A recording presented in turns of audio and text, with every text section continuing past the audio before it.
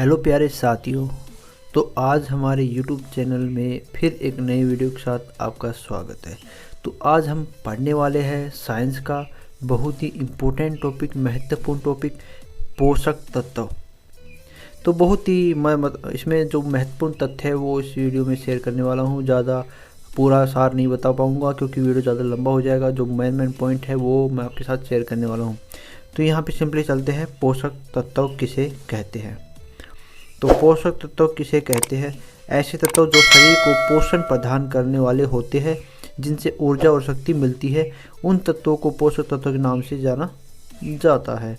पोषक तत्व विभिन्न प्रकार के रासायनिक पदार्थ, जिसे केमिकल सब्सटेंस कहते हैं, का संयोजन होते हैं। लगभग 50 रासायनिक पदार्थ शरीर के पोषण के लिए उत्तरदायी होते हैं, जिन्हें निम्न 6 समूहों में बांटा गया है। तो यहाँ पे 6 समूह। पहला समूह क्या है? कार्बोहाइड्रेट। जी हाँ दोस्तों, पहला समूह है। ये 6 समूह है, याद कर लेना, बहुत ही इंपॉर्टेंट है, पोषक तत्व से रिलेटेड टॉपिक है। ज़्यादातर ये रीट, आरटेट और सी टेट में ज़्यादातर साइंस वाले स्टूडेंट होते हैं, उनके क्वेश्चन आ सकता है पोषक तत्व। तो कार्बोहाइड्रेट के वे पोषक तत्व होते हैं जिनका भोज्य पदार्थों में विशेष स्थान होता है, क्योंकि यह भारत ही नहीं बल्कि विश्व के सभी जीव जंतुओं का मुख्य पोषक पदार्थ, जिसे हम मेन न्यूट्रिशन होता है।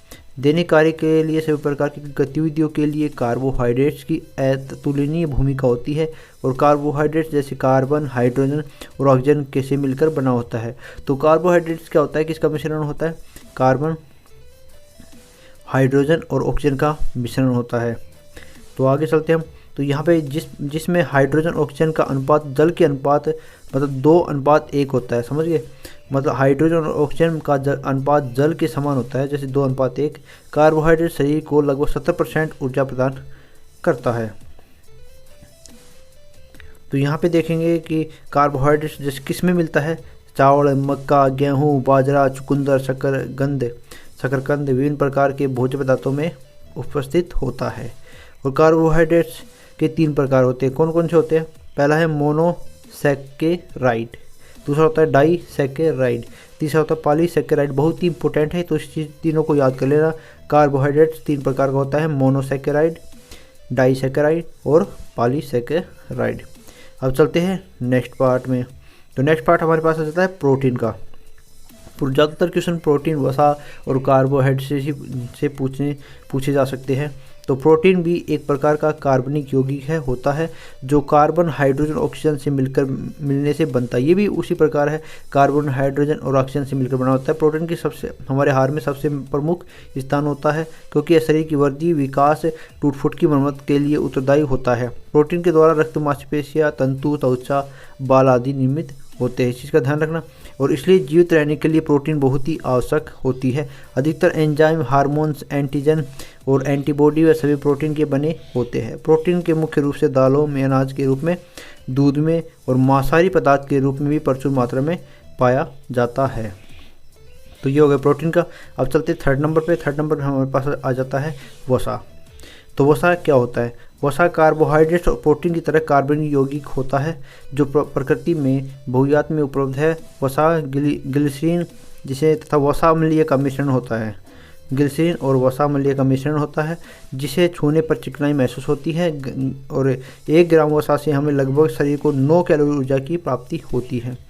वसा मुख्यतः प्राकृतिक तेल, सूरजमुखी, मूंगफली, पनीर, दूध, मक्खन, मांस, मछली प्रचुर मात्रा में पाई जाती है। इनमें ये वसा ज़्यादा पाया जाता है। 4th नंबर पर हमारे पास आ जाता है खनिज लवण, मिनरल साल्ट्स। तो वे कार्बनिक पदार्थ जो हमारे शरीर के लिए सूक्ष्म मात्रा में आवश्यक होते हैं, किंतु हम अपनी उपस्थिति के कारण वे विभिन्न प्रकार के अभिक्रियाओं से सुचारू रूप से चलाने में सहायता प्रदान करते हैं। उन्हें खनिज लवण कहा जाता है। मानव शरीर में लगभग 24% खनिज लवण विद्यमान होते हैं, और खनिज लवण हमारे शरीर का महत्वपूर्ण 4% भाग बनाते हैं।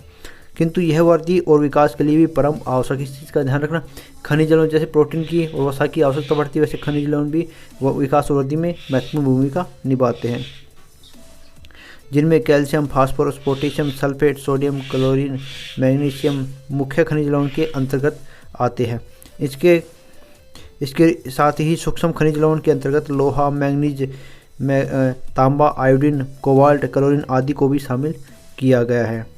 तो ये हो गए 4 भाग, और 5वां भाग है प्रोटीन सॉरी विटामिन, जो सबसे इम्पोर्टेंट है। तो विटामिन में क्या बता रखा है, विटामिन में क्या बता रखा है कि विटामिन कार्बनिक पदार्थ होते हैं जो शरीर में भोज्य पदार्थों के लिए द्वारा पहुंचते हैं और अपनी उपस्थिति के कारण विभिन्न प्रकार की चयापचय क्रियाओं में मदद करते हैं तथा शारीरिक वृद्धि और विकास में महत्वपूर्ण भूमिका निभाते हैं। विटामिन 2 प्रकार के होते हैं, जल में घुलनशील विटामिन और वसा में घुलनशील विटामिन। जल में घुलनशील विटामिन ये 2 प्रकार के होते हैं, एक वसा में घुलनशील और एक जल में घुलनशील। यहाँ पे टाइप करने में थोड़ी सी दिक्कत हो गई थी। विटामिन बी और विटामिन सी होते हैं, जबकि वसा में घुलनशील विटामिन ए और विटामिन डी और ई और के होते हैं। समझ गए। तो जल में घुलनशील कौन से होते हैं, और वसा में घुलनशील जल और वसा में घुलनशील होते हैं विटामिन बी और विटामिन सी, जबकि जल में घुलनशील वाले हैं विटामिन बी और सी, और वसा में घुलनशील है ए, डी, ई और के। ठीक है। सभी अस्थि, दांतों, त्वचा, बाल, आँखों संबंधित विभिन्न अंगों की क्रियाओं को सुचारू रूप से चलाने के लिए लाभदायक व महत्वपूर्ण सिद्ध होते हैं। अब हमारे पास जो छठा है, फाइनल है, वो होता है जल। सबसे मेन पार्ट शरीर का पोषक तत्वों में सबसे मेन पार्ट होता है जल। जल नहीं तो कल नहीं। तो जल क्या होता है, जल जीवन के लिए बहुत ही आवश्यक है, और ऑक्सीजन O2 के साथ दूसरा पदार्थ जल में ही है जो हमारे शरीर के लिए अंत तक आवश्यक है।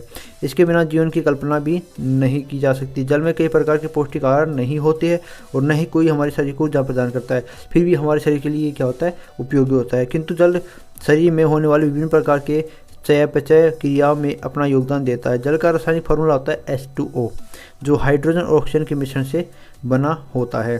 तो दोस्तों, इस प्रकार हमने आज पोषक तत्वों के बारे में पूरा चैप्टर पढ़ लिया है। मेन तथ्य है, पूरा चैप्टर नहीं, मेन तथ्य है।